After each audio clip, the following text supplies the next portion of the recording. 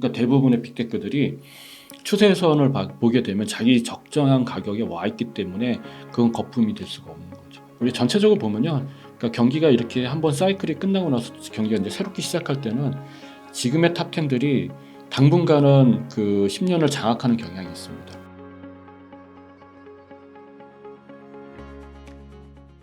일단 흐름은요, 저는 뭐 계속 말씀을 드리지만 흐름은 우상향할 수밖에 없는 흐름으로 완전히 바뀌었다. 그러니까 금리가 지금 인상이 앞에 목전을 두고 있잖아요. 2번 정도 남았다고 하는데, 그러니까 미국의 전도표죠. FOMC 멤버들이 얘기하는 그 전도표 보니까 맞아요. 뭐냐면 5.5에서 6% 사이가 지금 올해의 금리 목표라고 나오고 있고, 내년에는 4%대로 얘기하고 있습니다. 그다음에 내후년에는 3%대로 얘기하고 있거든요. 그러다 보니까 금리는 인하할 쪽으로 지금 바뀌고 있다는 건 시장은 이제 이미 이제 감지하고 있는 거죠. 그런데다가 미국의 지금 경기가 워낙 좋게 나오고 있잖아요. 그러니까 경기 좋지, 그 다음에 금리가 높음에도 불구하고 경기가 좋지, 그 다음에 물가는 좀 어느 정도 잡히고 있는 것 같지. 그러니까 뭐냐면 주식시장에서는 이제 좋게 보고 있는 거죠. 예, 그리고 많이 빠졌었잖아요. 진짜 작년에 정말 많이 빠졌죠. 그 한 개별 대기업으로 보게 되면 메타 같은 경우는 뭐 70%, 그다음에 네버리지 했었던 TQQ 같은 경우도 고점 대비해 가지고 $90가 $17 갔으니까 어마어마하게 빠졌었죠. 테슬라도 말할 것도 없고, 뭐 유일하게 덜 빠진 건 애플이겠지만 그런 이제 우리 빅테크 기업들 중에 1, 2등은 빼고. 근데 얘네들이 다 적정 주가를 많이 회복했어요. 회복했기 때문에 저는 개인적으로 봤을 때는 우상향으로 이제 들어가는 건 맞다. 네, 이렇게 생각됩니다. 혹시 그 미국 그 S&P 500이나 나스닥에 좀 거품이 꼈다. 그리고 이게 그 대다수의 종목이 같이 간 게 아니라 소수에 너무 몰렸다. 뭐 이런 비판에 대해서는 좀 어떻게 보시나요? 이건 두 가지인데요. 네. 두 가지로 보시면 돼요. 원래 경기가 이제 모두가 좋을 때는 그 대형주보다는 이제 중소형주가 치고 가고 대형주는 뒤에서 받쳐주는데, 이렇게 경기가 불확실하거나 아니면 어떠한 시장의 방향이 정확히 안 잡혔을 때는 돈이 중소형보다는 대형주로 갈 수밖에 없습니다.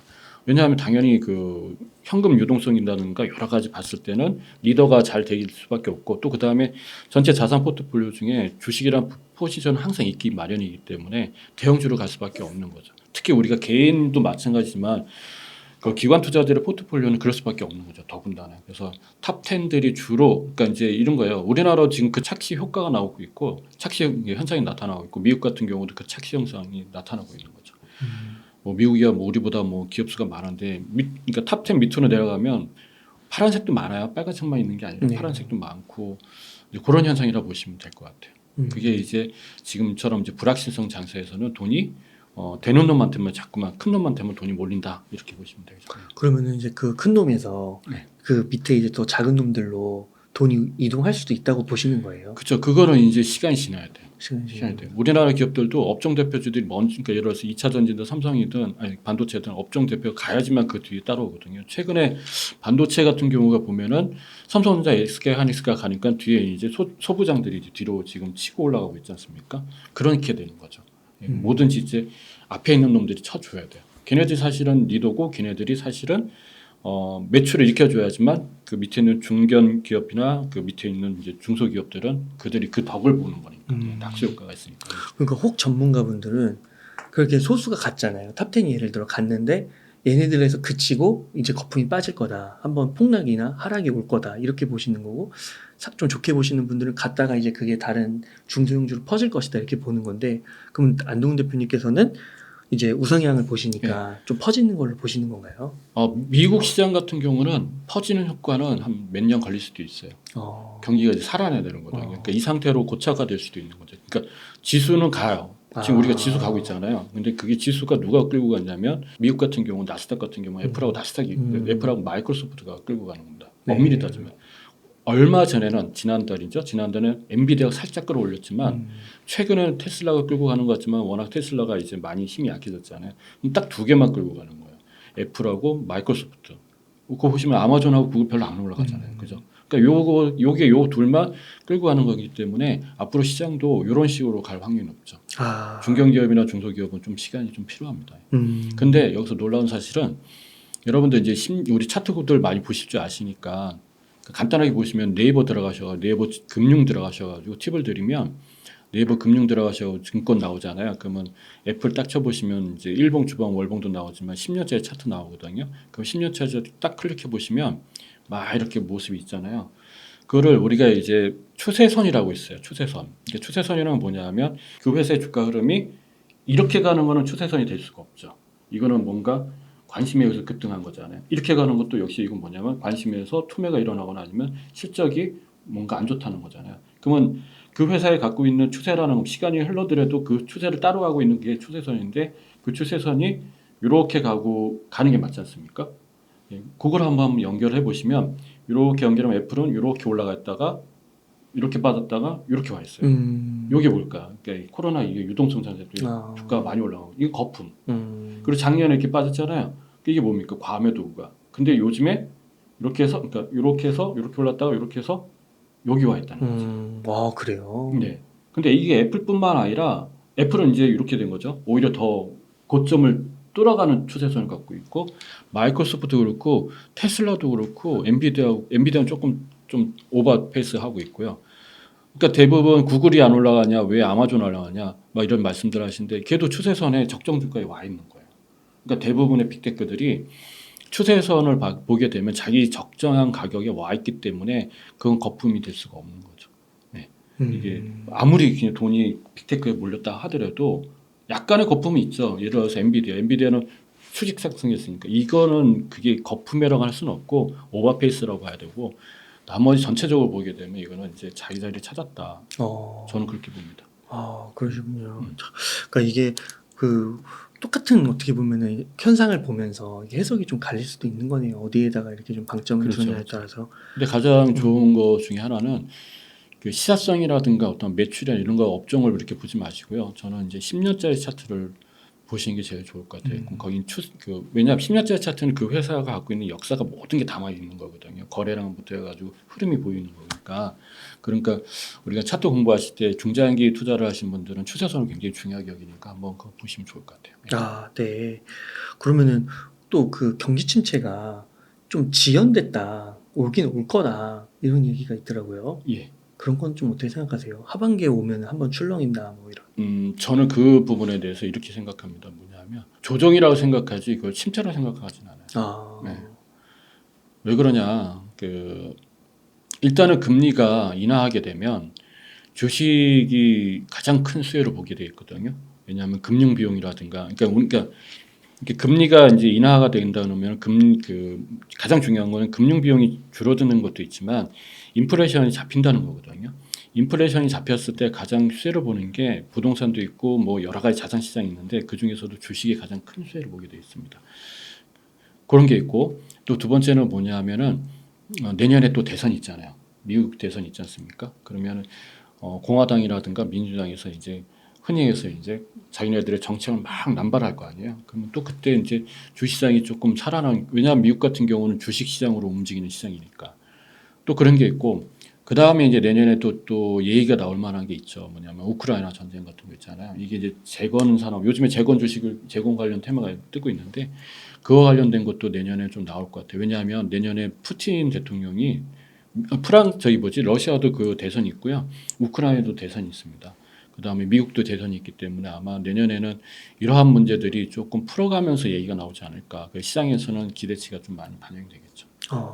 그러면은 이런 상황에서 운용 자금이 한 100이면 현금과 주식 비중을 어느 정도 가져가면 좋을까요? 최소 50% 이상은 주식이 들어가야 되지 않을까요? 50이면 그렇게 많지는 않은 거예요? 그러니까 이제 요즘에 사람들이 이제 부담스러워하시는 분도 계시니까 앞으로 경기 침체라는 단어도 있으니까 그런 부분까지 고려한다 그러면 그러니까 간단하게 저는 말씀드리면 이렇게 얘기해야 돼요. 예금하지 마시고 애플에다 적금 보시라고. 네. 그러니까 제가 월 100으로 얘기하시는 겁니다. 물어보신다 그러면 월 저축 100으로 하실 겁니다. 그러면 저는 그냥 애플에 적금 보시라고. 한 4, 5년 동안. 그 4, 5년 이후에는 그럼 애플에 합니까? 하지 마시라고. 4, 5년을 뭐 하냐면 예금하라고. 네. 그 예금 왜 하냐고. 앞에 4, 5년 하셨으니까 그거 가지고 주가 올라가고요. 4, 5년 동안 그다음에 그 후반 경기 좋을 때 남들은 주식할 때 당신은 예금해가지고 또 우리 코로나 때 좀 폭락할 일 있잖아요. 그때 그거 뭐 하실 거예요? 현금이 있어야지 그때 주가 떨어질 때 또 업그레이드 할 수 있는 거잖아요. 그 3, 4년 동안 애플을 적금 붓고 그러면 앞으로 3, 4년 동안 예금하라는 건 경기가 안 좋다는 얘기가 아니라 그때 경기가 너무 좋다는 거지. 네. 근데 경기가 좋을 때 나는 뭐 해야 되냐 하면은 앞에 미리 해놨으니까 관망 수익률 올라가는 것만 지켜보고 계시면 되는 거죠. 예. 그 동안 그러면 그때 나는 현금을 좀 비중을 좀 모아가는 필요가 있죠. 왜냐하면 우리 겪어보셨잖아요. 유동성 장세에서는 현금이 최고입니다. 내가 왜 코로나 터졌을 때 그다음 요번에 1월달에 주가 폭락했을 때 사람들이 왜 많이 못 들어갔냐면 현금이 없었잖아요. 그렇죠. 예. 그런 거가 있거든요. 맞아요. 그러니까 그래서 저는 경기 어려울 때 적극적으로 하시면 좋을 것 같고요. 목돈인 경우는 조금은 이제 부담스러워 하시니까 제가 못해도 50% 이상은 좀 주식에 들어가셨으면 좋겠어요. 근데 애플을 그렇게 좀 선호하시는 이유가 있으세요? 절대 기업 아닌가요? 그 정도로 보세요. 절대 기업이죠. 이거는 뭐 말할 것도 없지 않습니까, 진짜. 어떤 면에서 절대 기업이라고 하시는지 조금 그래도 설명해 주시면. 애플을 기업 분석하는 사람들 저는 진짜 제가 이런 방송 출연해서 저도 뭐 채널 하지만 그 강의할 때도 얘기하지만 진짜 이상한 사람들이라고 얘기해요. 할 필요가 없다. 할 필요가 없죠. 아니 모든 기관 투자자들이 애플에 대해서 종지부를 찍고 있는데 그걸 우리가 뭐 개인이 뭘 어떻게 하는 거야? 그렇지 않습니까? 4천조예요, 4천조. 4천조면은 우리 시가총액으로 4천조인데 4천조면요. 얼마 전에 발표 났더만 뭐냐면 영국의 GDP, 그 GDP는 국내 총생산이잖아요. 그 나라가 매출을 일으키는 양이라는 얘기잖아요. 걔하고 맞먹는데요. 근데 재미난 건 뭔지 아세요? 애플 같은 경우는 2018년도에 1조 달러 달성했고 2020년도에 2조 달러. 그다음 지금이 3조 달러잖아요. 그 어느 애널리스트가 미국에 있는 애널리스트가 그랬더만 2년 후에는 4조 달러. 예, 그러니까 2.5년마다 얘가 2조 달러가 늘어나는 거예요. 그래요. 그럼 만약에 진짜 그 일이 앞으로 2년 후에 4조 달러면 우리나라 돈은 그럼 도대체 얼마라는 거예요? 어마어마한 거죠. 그렇게 되면 세계 GDP로 보면 미국 1등, 중국 2등, 독일은 능가하지 않겠냐 이거지. 독일, 일본은 기본적으로 왜? 어마어마한 겁니다. 이건 한 나라 최그 강대국이라 할 수 있는 국가들의 하고 맞먹는 거니까 첫 번째 그거고 저는 근데 그거를 이제 하나의 이제 큰 흐름으로 큰 어떠한 뭐 그 규모로 얘기했는데 가장 본질이 있는 것 같아요. 뭐냐면 기업은 가장 중요한 게 그 품질이잖아요. 제품에 대한 품질. 그런데 그 애플이 갖고 있는 품질에 대한 이야기는 저는 그냥 제품에 대한 이야기를 하는 것 같지가 않아요. 거기에는 이제 가치가 존재하는 것 같아요. 예를 들어 나이키 같은 경우가 그렇잖아요. 나이키가 같은 운동화인데 아디다스는 다 사랑자인데고 나이키가 왜 지금 뭐 최고의 그 몇십 년 동안 이렇게 하는 거기엔 가치가 분명히 있잖아요. 그러니까 애플의 스티븐 잡슨이 그 한번 영상 찾아보면 아시겠지만 복귀했을 때 다 망하는 회사 복귀했을 때 부도나기 직전에 그 기업에 왔을 때 한 얘기가 뭐였냐면은 다른 거 다 필요 없고 가치만 계속 주입을 시켰어요. 그 기업의 문화에다가 그게 이제 제품으로 됐고 지금도 팀쿡이 이제 항상 하는 얘기가 그 가치 이 제품이 우리 나한테 사람한테 어떻게 쓰일 것이냐의 가치에 대해서 많이 얘기하죠. 그게 본질인 것 같아요. 그게 애플에 대한 충성도가 높은 고객층이 다른 기업들에 비해서 어마어마하게 많다는 거죠. 이건 절대로 우리 유튜브 하시지만 아까 우리 충성 고객이라는 게 어마어마한 것 같아요.